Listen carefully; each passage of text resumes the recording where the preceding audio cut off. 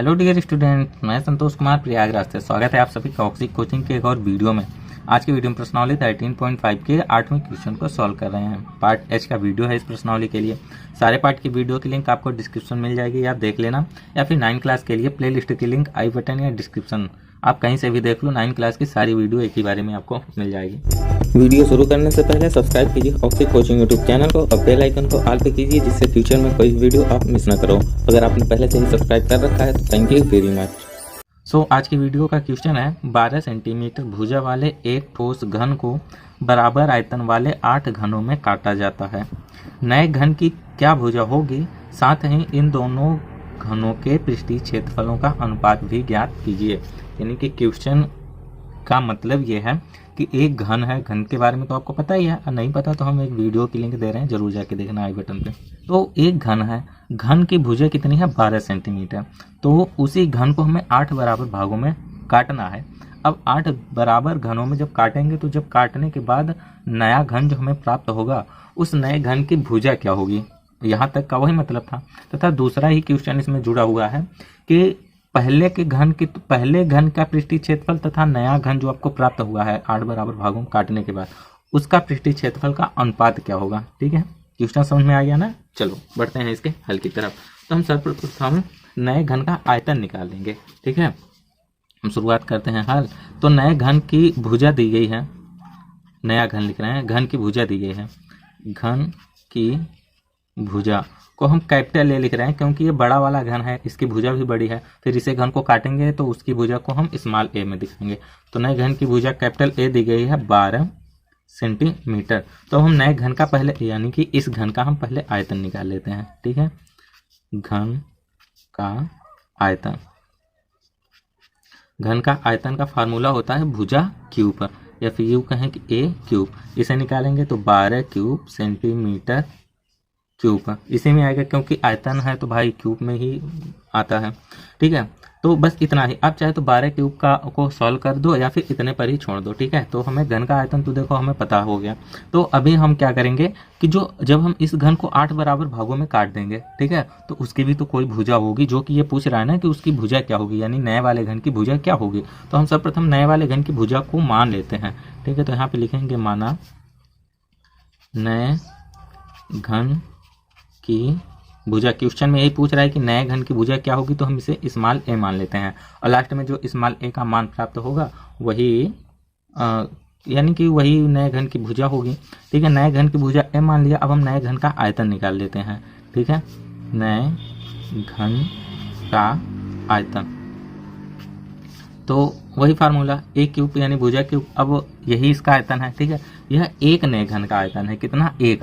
अब हमने इसको कितने बराबर भागों में काटा है, 8 बराबर भागों में, तो हम सिंपल क्या करेंगे 8 नए घन का आयतन। ठीक है, तो 8 नए घन का आयतन। ठीक है, तो इसमें 8 का मल्टीप्लाई हो जाएगा 8 ए क्यूब, क्योंकि यह एक नए घन का आयतन था। अब 8 नए घन के आयतन के लिए इसमें 8 का मल्टीप्लाई कर देंगे तो हमें आयतन मिल गया 8 ए क्यूब। हाँ, सेंटीमीटर क्यूब, इस चीज़ को मत भूलना। ओके, अब देखो पहले जो बड़ा वाला घन था उसका आयतन ये रहा 12 क्यूब। अब जो छोटा वाला घन है 8 बराबर भाग 8, जो नया छोटा वाला घन है 8, उसका आयतन ये रहा। हालांकि इन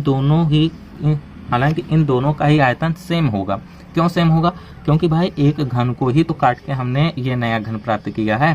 ठीक है, तो दोनों के आयतन में कोई परिवर्तन नहीं होगा। तो हम कह सकते हैं कि ये वाला आयतन और ये वाला आयतन, दोनों आयतन बराबर होंगे। ठीक है, तो हम यहाँ पे लिखेंगे कि चूंकि दोनों घनों के आयतन समान होंगे। अब देखो इसे दूसरी भाषा में आप समझ लो कि जैसे कि आपके पास 1 लीटर दूध है, तो उसे अगर आप 10 लोगों में बांटोगे बराबर, तो एक लोग को 100 ग्राम दूध प्राप्त होगा। अब देखो अगर 10 लोगों का जब हम दूध मिला देंगे तो फिर से 1 लीटर हमें मिल जाएगा ना। ऐसा तो है नहीं कि बांटने के बाद हम फिर से मिलाएंगे तो उसके आयतन में कोई परिवर्तन हो जाएगा। तो अगर परिवर्तन नहीं होगा वही हाल इसमें होगा कि जो पहले जब वो अकेला घन था तो उसका आयतन ये रहा। अब उसे जब 8 बराबर भागों में काट दिया तब उसका आयतन ये रहा। अब दोनों आयतन बराबर होंगे, तो हम वहीं पे सॉल्व करते हैं इसी आधार पे। तो दोनों घनों का आयतन समान होगा। तो ये वाला आयतन 12 क्यूब इक्वल टू ये वाला आयतन 8 ए क्यूब। समझ में आ गया ना। या बड़े वाले घन का आयतन इक्वल टू 8 नए घनों का आयतन, ठीक है, कैसे भी आप समझ लो। ये 12 का मल्टीप्लाई हम 3 बार 12 इंटू 12 इंटू 12, सॉल्व करने का आसान तरीका यही है, 8a क्यूब, आप चाहो तो 12 का क्यूब भी लिख सकते हो। देखो 4 से इस 8 को काटेंगे तो 2 आएगा, 4 से किसी भी 12 को काटोगे तो 3 आएगा, फिर लास्ट में इस 2 से किसी भी 12 को काटो तो 6 आता है, बचाएगा क्या, 3 इंटू 12 इंटू ये वाला 6 इक्वल टू a क्यूब। अब इन तीनों को जो हम मल्टीप्लाई कर देंगे, यानी 3, 12 और 6 तीनों का मल्टीप्लाई करेंगे तो 216 प्राप्त होगा इक्वल टू a क्यूब।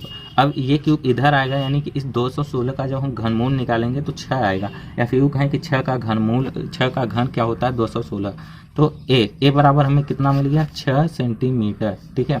तो यानी कि जो नया घन है उस नए घन की भुजा क्या होगी 6 सेंटीमीटर। पहले ऑप्शन का तो उत्तर, मतलब कि पहला उत्तर तो आपको यहीं पे प्राप्त हो गया, तो हम लिख सकते हैं अतः नए घन की भुजा 6 सेंटीमीटर होगी, ठीक है। इतना समझने में अगर कोई प्रॉब्लम नहीं है तो आगे बढ़ते हैं। अब आगे इस क्वेश्चन में पूछ रहा है कि इन दोनों घनों के पृष्ठीय क्षेत्रफलों का अनुपात। तो देखो बड़े वाले घन का पृष्ठीय क्षेत्रफल और छोटे वाले एक घन का पृष्ठीय क्षेत्रफल, दोनों का हमें अनुपात बताना है, ठीक है। तो हम यहाँ पे लिखेंगे कि दोनों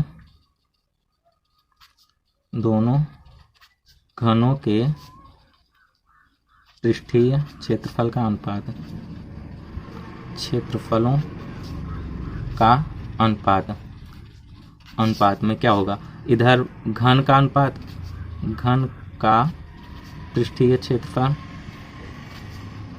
या फिर यूँ कहें कि बड़े वाले घन का पृष्ठीय क्षेत्रफल अनुपात नए घन का पृष्ठीय क्षेत्रफल, नए घन का पृष्ठीय क्षेत्रफल।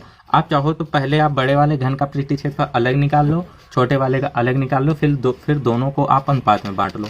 लेकिन हम क्या कर रहे हैं कि पहले हम दोनों को अनुपात में बांट रहे हैं, फिर हम दोनों का अब लास्ट में, अब देखो इसका अनुपात, वो पृष्ठीय क्षेत्रफल निकाल लेंगे।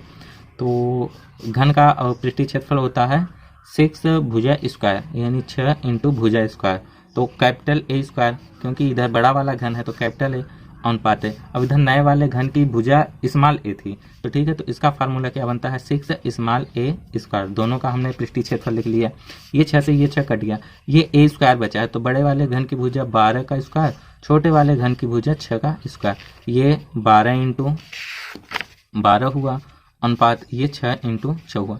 एक 6 से 12 काटोगे तो 2 आता है, दूसरे 6 से दूसरे 12 काटेंगे तब भी 2 आएगा, यानी 2 इंटू 2, तो 2 का 2 के साथ मल्टीप्लाई किया तो 4 आया, अनुपात में इधर 1 तो बचा ही है, ठीक है। यानी कि दोनों का अनुपात क्या आ गया 4:1, और यही इस क्वेश्चन का आंसर है। टोटली आपको इस क्वेश्चन में 2 आंसर प्राप्त हुए, एक 6 सेंटीमीटर, एक 4:1। आई होप कि आप समझ गए हो। वैसे काफ़ी ही था ये क्वेश्चन, अगर आपको कहीं पे समझ में नहीं है तो कमेंट बॉक्स में आप जरूर बताना, ठीक है। तो इतना ही था इस वीडियो में।